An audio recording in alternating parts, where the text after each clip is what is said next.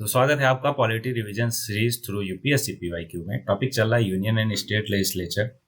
उसमें हमारा पार्ट 3 हो गया है ऑलरेडी। पार्ट 4 है ये पर्टिकुलर लेक्चर, जो है ओवरऑल 20th लेक्चर इस पूरे सीरीज का। तो ये आप मेरे बारे में डिटेल्स पढ़ सकते हो आराम से। इस पर्टिकुलर वीडियो के लिए मार्क करना है आपको 1 to 20। उसके साथ आपको क्रेडिट सिस्टम पे ध्यान देना है। चलिए पहले क्वेश्चन पे आते हैं, जो कि रहा ये आपके सामने। बोला which one of the following is not a provision related to money bill, है ना। मनी बिल के रिगार्डिंग कौन सा प्रोविजन रिलेटेड नहीं है। 4 ऑप्शन है।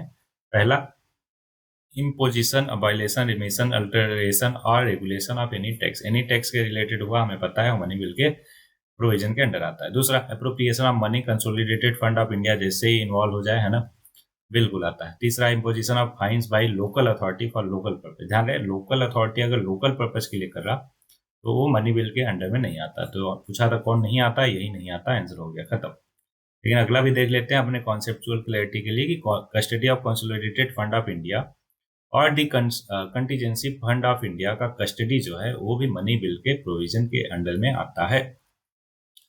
तो आई होप ये क्लियर हुआ होगा। आगे बढ़ते हैं। ये देख सकते हो आप मनी बिल के का डिफिनेशन, है ना, और उसके अंदर कौन कौन सी चीजें आती है। नेक्स्ट क्वेश्चन ये रहा आपके सामने। ऑलरेडी हम कर चुके हैं, इसलिए ज्यादा टाइम नहीं लगा रहे हैं उस पर, right. Which one of the following statement is are correct. पहला, committee on estimate is an ad hoc committee of the parliament. बिल्कुल गलत। क्यों? क्योंकि कमिटी ऑन एस्टीमेट जो है एक स्टैंडिंग कमेटी है, मतलब परमानेंट कमेटी है, जिसमें टोटल कितने मेंबर होते हैं? 30, और सारे के सारे लोकसभा से ही होते हैं। अगला, committee on railway convention is a standing committee of the parliament. नहीं, ये गलत है, ये जस्ट उल्टा ही है ना। एक्चुअली ये एक जस्ट फैक्ट है, आप ध्यान में रखो। तो पहला सही हुआ, तो ऑप्शन ए ही करेक्ट है। बाकी एक्सप्लेनेशन देख लेते हैं, दूसरा गलत क्यों हुआ। क्योंकि committee on railway convention is an ad hoc committee established in 1949. Its initial focus was determining the rate of dividend payable to the railways to general revenues. Since 1971, it has expanded to cover broader subjects related to railway and railway finances. Okay.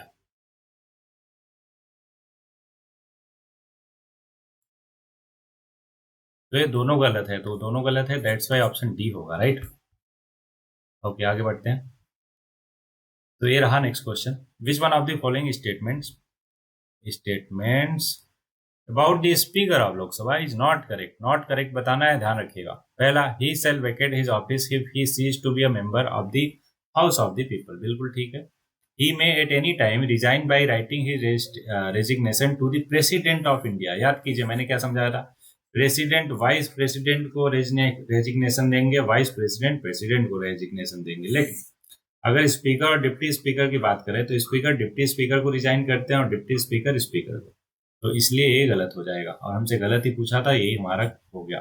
बाकी भी अपने facts के लिए देख लेते हैं कि he may be remove from his office by a resolution of the house of the people passed by majority of all the then member of the house. बिल्कुल ठीक। While the office of the speaker is vacant, the duties of the office shall be performed by the deputy speaker. बिल्कुल सही जवाब। Next question ये रहा आपके सामने। Which one of the following statement about the bill, a bill for amendment of the Constitution of India is not correct? ध्यान रहे, not correct पूछा है कि it is governed by Article 368 Class 2 of the Constitution of India. बिल्कुल ठीक है। Joint sitting can be resorted to the for passing a bill amending the Constitution of India. ध्यान रहे कि अगर कॉन्स्टिट्यूशन ऑफ इंडिया को अमेंड कर रहे हो आप ना, तो in that case joint sitting जो है नहीं बैठती। हमसे नॉट करेक्ट पूछा था, तो यही हो जाएगा हमारा नॉट करेक्ट। बाकी दोनों भी पढ़ लेते हैं अपने फैक्ट्स के लिए। The state legislature can't initiate any bill or proposal for amendment of the constitution of India. बिल्कुल सही है। अगला, the previous sanction of the president of India is not required for introducing any bill in the parliament for amendment of the constitution of India. बिल्कुल ठीक है कि कोई भी प्रेसिडेंट का रिकमेंडेशन जरूरी नहीं होता है स्टार्टिंग में ही, है ना। तो ये आई होप कि सारा कुछ क्लियर ही है आपको। आर्टिकल 368 जो है उसमें अमेंडमेंट का प्रोविजन है, और पार्ट 20 में वो आता है। Parliament can amend the constitution provided that basic structure remain intact. ये हमारा सुप्रीम कोर्ट ने बोला था केशवानंद भारती केस 1973 में, राइट। और अमेंडमेंट का जो प्रोसीजर है हमने कहाँ से लिया है? साउथ अफ्रीका कॉन्स्टिट्यूशन से लिया। Parliament can only initiate constitutional amendment bill. It can be introduced by either minister or private member. Does not require president approval. Money bill. The bill must be passed by each house by a special majority. और president must give his assent. और ऐसा नहीं कि withhold कर सकते, है ना। उनको एसेंट देना ही देना है। कैन नॉट रिटर्न और withhold ascent of the constitutional amendment bill. 3 ways in which constitution can be amended, simple majority of parliament से। अब मेरे को बताओ कौन सा आर्टिकल जो है सिंपल मेजॉरिटी ऑफ पार्लियामेंट से होता है। दूसरा स्पेशल मेजॉरिटी और तीसरा special majority of parliament and the ratification of the half of the state. जब फेडरल है ना, फेडरल वाले कैरेक्टरिस्टिक को चेंज करना हुआ, अल्टर करना हुआ, तो रेटिफिकेशन बहुत जरूरी हो जाता है। नेक्स्ट क्वेश्चन है आपके सामने, विच one of the following statement about the public account committee है ना of the parliament is not correct. Public account committee के बारे में नॉट करेक्ट है ये बताना है आपको, है ना। It examine the finance accounts of the government of India, ठीक है। 15 member of the committee are elected by the Lok Sabha from amongst its member, ठीक है। The chairperson of the committee is elected by its member, नहीं, इसको chairperson को कौन करता है, स्पीकर जो है, स्पीकर नॉमिनेट करता है ना, तो इसलिए गलत हो जाएगा, गलत ही हमसे पूछा था। बाकी चौथा भी देख लेते हैं अपने नॉलेज के लिए कि in case a member of any other committee constituted by the government is elected to the PSC, the speaker of the Lok Sabha decide whether he or she should continue to be a member of the former committee. ये भी बिल्कुल ठीक है, तो ले देकर गलत पूछा था, गलत हुआ सी, कि चेयरमैन को उसी के मेंबर के है ना में नहीं करते, जब बल्कि स्पीकर जो है अपॉइंट करता है, speaker of Lok Sabha from among its member. अगला है which one of the following statement about money bill is not correct. ध्यान है, नॉट करेक्ट पूछा है। Money bill can't be introduce in the council of state, बिल्कुल ठीक है। Council of state has no power to reject और amend the money bill, एकदम सही। Speaker of the Lok Sabha has the sole and final power in deciding weather a bill is a money bill और otherwise, ये भी बिल्कुल ठीक है। तो फिर गलत कौन सा हुआ, चौथा ही है ना, चौथा गलत हो गया। द काउंसिल ऑफ स्टेट है no power to discuss the money bill, नहीं, डिस्कस तो कर ही सकता है, ऑब्वियस है ना, उसको रिजेक्ट और अमेंड नहीं कर सकता, बट डिस्कस तो कर ही सकता है, राइट। तो डी जो है ऑप्शन हो जाएगा गलत। ओके, ये ऑलरेडी जानते हैं, इसलिए ज्यादा टाइम नहीं लगाएंगे एक्सप्लेनेशन पे, आप चाहो तो पॉज करके देख सकते हो। नेक्स्ट क्वेश्चन है आपके सामने, विच one of the following is not a category under which the president of India nominates member of the parliament. आपको पता है कि 12 मेंबर राज्यसभा में नॉमिनेट किए जाते हैं, लोकसभा में अभी एज ऑफ 2025 है ना, में कितने लोकसभा में नॉमिनेट किए जाते हैं, आपको कमेंट करके बताना है। अच्छा, 12 में कौन से 4 कैटेगरी से नॉमिनेट करते हैं, literature, science, art and social service. कौन सा सर्विस, सोशल सर्विस, लेकिन यहाँ पे स्टेट सर्विस दिया है, नॉट पूछा था, इसलिए हमारा डी हो जाएगा इस पर्टिकुलर क्वेश्चन के लिए।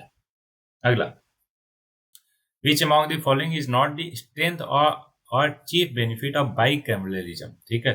चीफ बेनिफिट कौन सा नहीं है चारों में से, पहला, second chambers check the first chamber and prevent majoritarian rule, बिल्कुल ठीक है। It checks the power of the executive, बिल्कुल ठीक है। The second chamber can act as a constitutional safeguard, एकदम सही।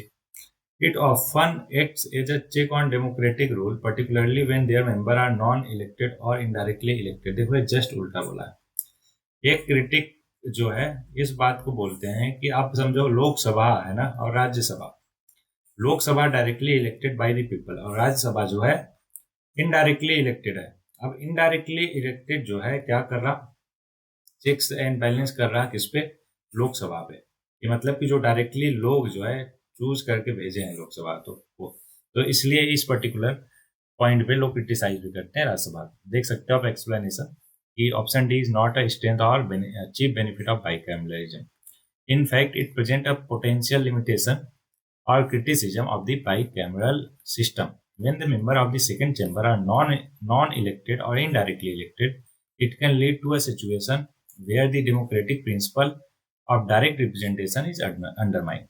Critics argue that this can diminish the democratic legitimacy of the second chamber and create an imbalanced representation of people's will. Next question. Which one of the following statements regarding the casting vote in the parliament is are correct. Casting vote, किसके parliament में casting vote की बात कर रहा, 4 statement देखते हैं। पहला, it is cast by the speaker or a person acting as such, बिल्कुल ठीक है। It is cast in addition to voting in the first instant, first instant पे नहीं होता, वो तो डेड लॉक हुआ, दोनों इक्वल हो गए है ना, हाई और ना, तब कास्ट होता है कास्टिंग वोट, नाम ही है कास्टिंग वोट। अगला, it is cast in the case of equality of vote, बिल्कुल ठीक है। It is always cast to maintain the status quo, status quo ही मेंटेन करना होता तो क्या ही मतलब हुआ कास्ट करने का, राइट। तो चौथा भी गलत, दूसरा भी गलत, दूसरा गलत, चौथा गलत, दूसरा गलत, चौथा गलत, पहला और तीसरा सही, इसलिए ऑप्शन बी जो है करेक्ट होना चाहिए। बिल्कुल, एक्सप्लेनेशन आपको मालूम है हर एक का, इसलिए आगे बढ़ते हैं नेक्स्ट क्वेश्चन पे। बोला which one among the following motions can't be made while introducing an ordinary bill in the parliament. फिर से क्वेश्चन पढ़ते हैं।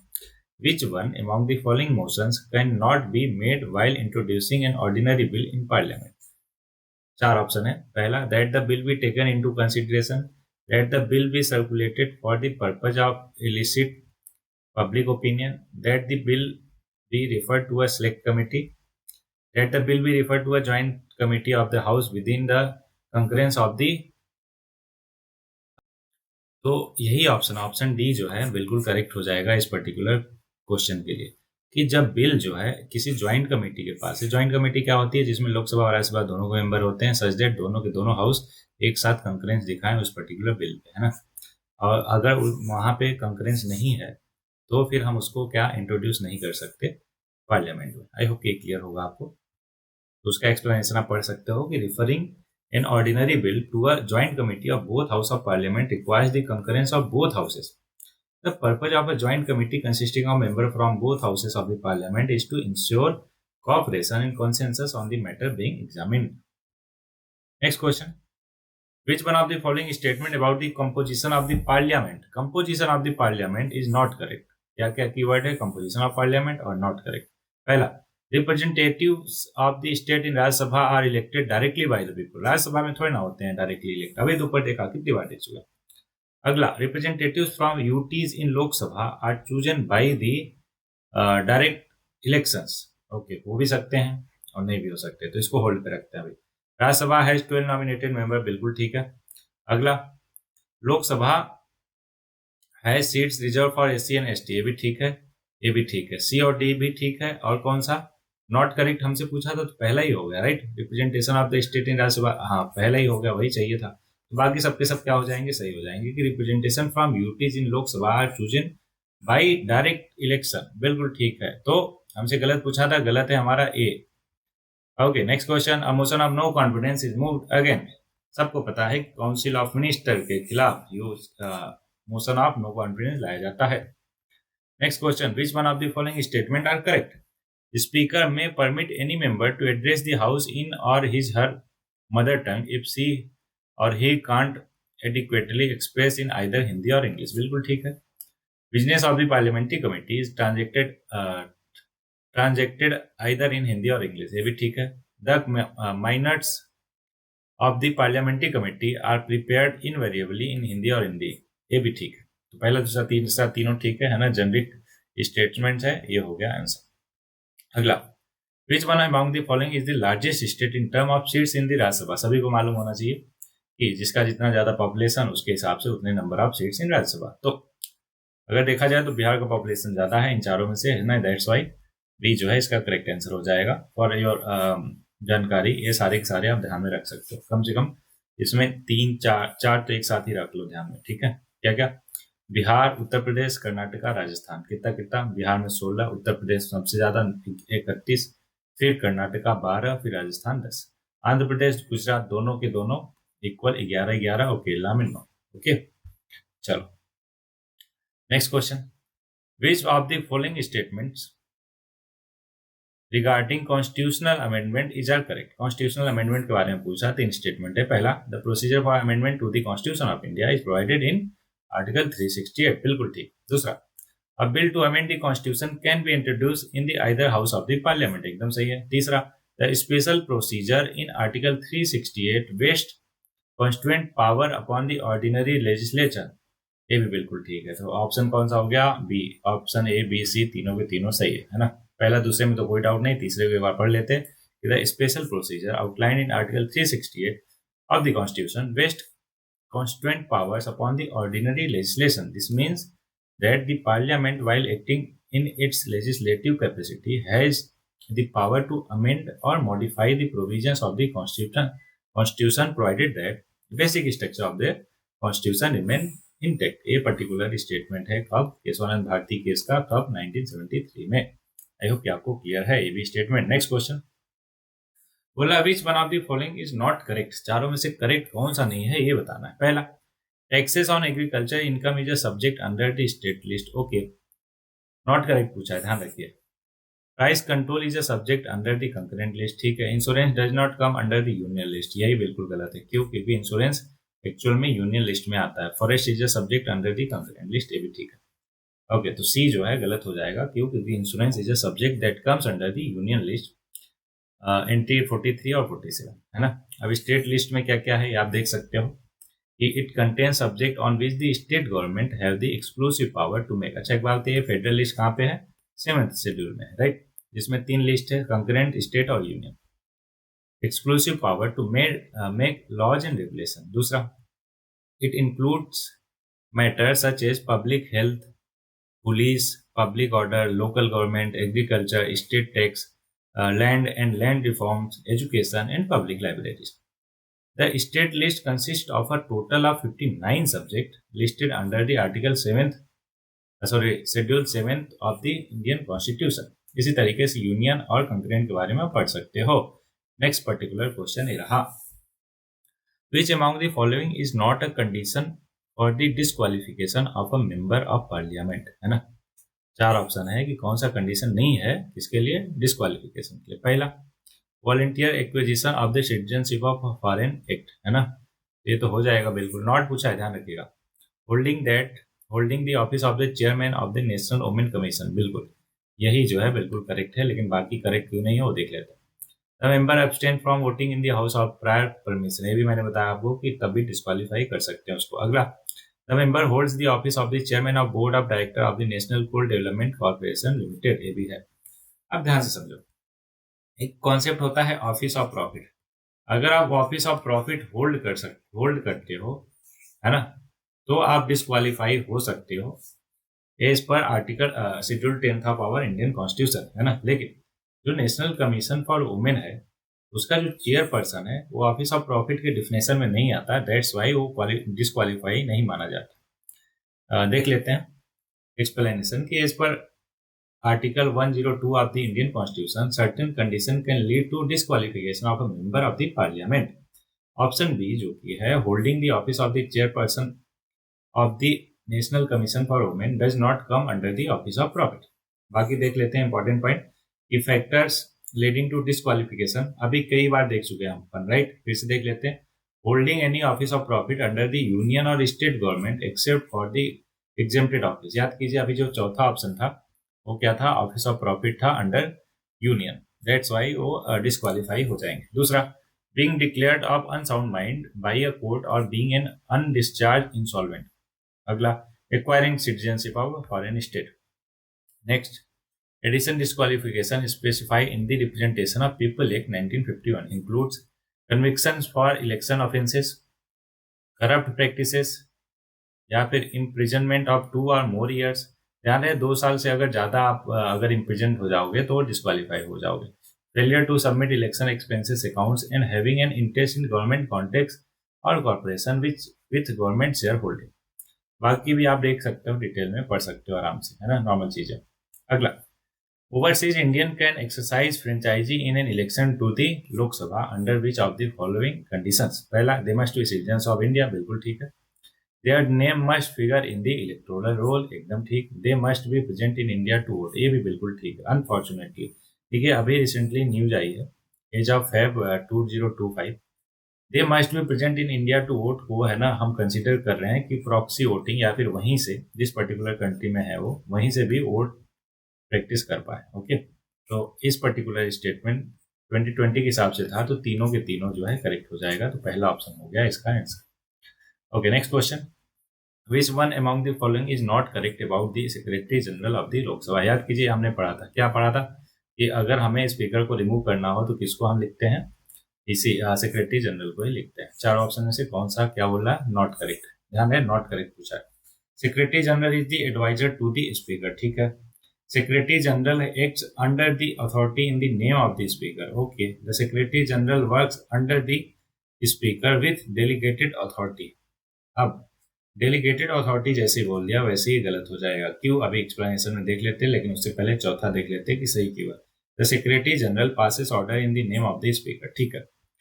अब सी ऑप्शन जो है वही इस पर्टिकुलर क्वेश्चन के लिए करेक्ट मतलब इनकरेक्ट है, ऐसा क्यों देखते हैं। Secretary general of Lok Sabha does not work under the speaker with delegated authority. Instead, the Secretary General work independently and perform various administrative functions related to the functioning of the Lok Sabha. The Secretary General is the principal administrative officer of the Lok Sabha Secretariat and is responsible for the overall management and coordination of its activities. Okay, next question. अब आगे आप detail में पढ़ सकते हो. Which of the following statement with regard to the privilege of the member of the parliament is correct? पहला, 4 statement है, देखते हैं. Privilege would not be fettered by the Article 19 Clause 1 of the Constitution of India. ठीक है. Privilege must be read subject to the Article 20 से 22, 20, 21, 22 and Article 32 of the Constitution of India. Okay. Immunity is available in relation to both civil and criminal prosecution. यहाँ पे criminal बोल दिया इसलिए गलत हो गया. क्यों? क्योंकि सिविल में तो उसको इम्यूनिटी मिला हुआ है लेकिन क्रिमिनल में नहीं मिला हुआ है, तो तीसरा गलत. और कोई एलिमिनेट हुआ नहीं, तीसरा ही एलिमिनेट हुआ. चौथा, immunity is available in relation to the freedom of speech even his और हर प्राइवेट और पर्सनल कैपेसिटी. फिर से यहाँ पे प्राइवेट और पर्सनल कैपेसिटी बोल दिया, दैट्स वाई ऐसा कोई इम्यूनिटी उसको नहीं मिला है. हाँ, फ्रीडम ऑफ स्पीच का है पार्लियामेंट में उसको, लेकिन प्राइवेट कैपेसिटी में है ना, नहीं है, राइट, कि कुछ भी वो बोल ले. तो इसलिए चौथा भी गया, चौथा गया, बच गया कौन सा? बी. पहला और दूसरा करेक्ट हो जाएगा. तो पहला करेक्ट है, दूसरा करेक्ट है और तीसरा और चौथा गलत है. क्यों? मैंने बता ही दिया. इसलिए आगे बढ़ते हैं नेक्स्ट वाले पॉइंट पे, क्वेश्चन पे. तो क्वेश्चन है नहीं इसलिए इसका एक्सप्लेनेशन देख लेते हैं. इंपॉर्टेंट टिप ये है कि no arrest of the member of the parliament can take place during its session. अगर सेशन में है वो तो उसको हम अरेस्ट नहीं कर सकते. Also member can't be arrested 40 days before and after the session beginning and end of the session. The member of parliament are entitled to the freedom of speech in the houses. मैंने बताया अभी. They are exempted from jury services. They can refuse to give evidence and appear as a witness in a case pending in the court when parliament is in the session. I hope ये भी clear होगा आपको अच्छे से. तो इसमें इस particular lecture में टोटल 20 क्वेश्चन हमने किए. आई होप कि एक एक क्वेश्चन आपको क्लियर होगा, कहीं पे कोई डाउट नहीं होगा. अगर फिर भी कोई डाउट वगैरह है तो कमेंट बॉक्स में कमेंट करके आप पूछ लीजिए, उसको क्लियर हो कर देंगे. आज के लिए 2 लाइन यही रहा आपके सामने कि fall 7 times stand up 8. Japanese proverb है कि fall 7 times but stand up 8. I hope कि इसका मतलब आपको बहुत अच्छे से समझ आ गया कि आप भले ही 7वीं बार गिरो लेकिन 8वीं बार उठ खड़े हो. तो इसी शब्दों के साथ इस पर्टिकुलर लेक्चर को बस इतना ही, है ना, इतना ही करते हैं. बाकी आप पढ़ते रहिए, लड़ते रहिए और आगे बढ़ते रहिए. मिलते हैं नेक्स्ट लेक्चर में. टिल देन एंजॉय करते रहिए.